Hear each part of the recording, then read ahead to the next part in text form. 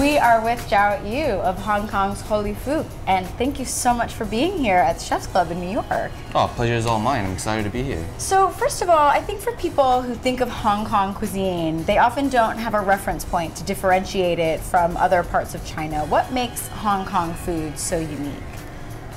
Well, first and foremost, it's the base is Cantonese cuisine.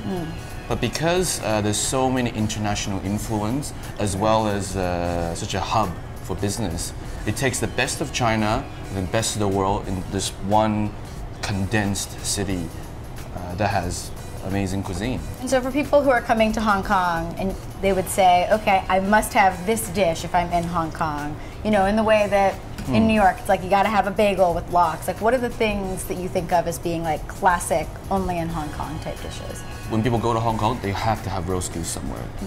Just because I think if you have a goose somewhere else in the world, it's fatty, it's gamey. I think the goose from the Canton region is the best, like anywhere in the world.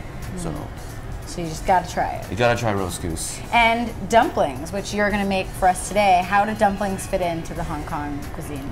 Well, the dumplings come from, there's dumplings in basically, essentially every single culture. And it's something that's homey, it's something that is very nourishing. And this recipe comes from basically my mom. Will you show us the steps? Yeah, easy. I made these this morning. And so they're basically filled with pork belly and pig's cheek. So the pork belly mince is just sort of to bind everything together, and the really roughly chopped cabbage and pig's cheek is just for texture. Okay, so the dumpling wrapper is basically, you know, flour and water, and it's unleavened yeast.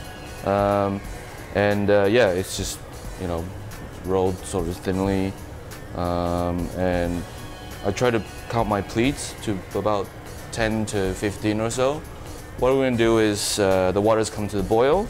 We're just going to throw them in, like so. And it'll take maybe about 5 minutes to cook. What I think people do, well, that's the biggest common mistake they make is when you make the dumplings, you don't want to keep on boiling them. So what happens is, if you keep on boiling it, the skin will cook very quickly and just become soggy, but the meat inside isn't cooked. So we'll just let it sit and let it hang out, and you know, when it all comes floating to the top, that's ready. So that's it. Now it's ready to go. I'll just try to find a bigger utensil to lift this. Drain the water really well. Dress the dumpling a little bit. This is the dumpling dressing that we have. This is a mixture of soy, black vinegar, sesame oil, chili oil, sacha paste. We always like lots of green shallots just because it's awesome. Just a bit more chili for a bit of heat, and lots of coriander. And here we have it. This is my mom's mostly cabbage, a little bit of pork dumplings.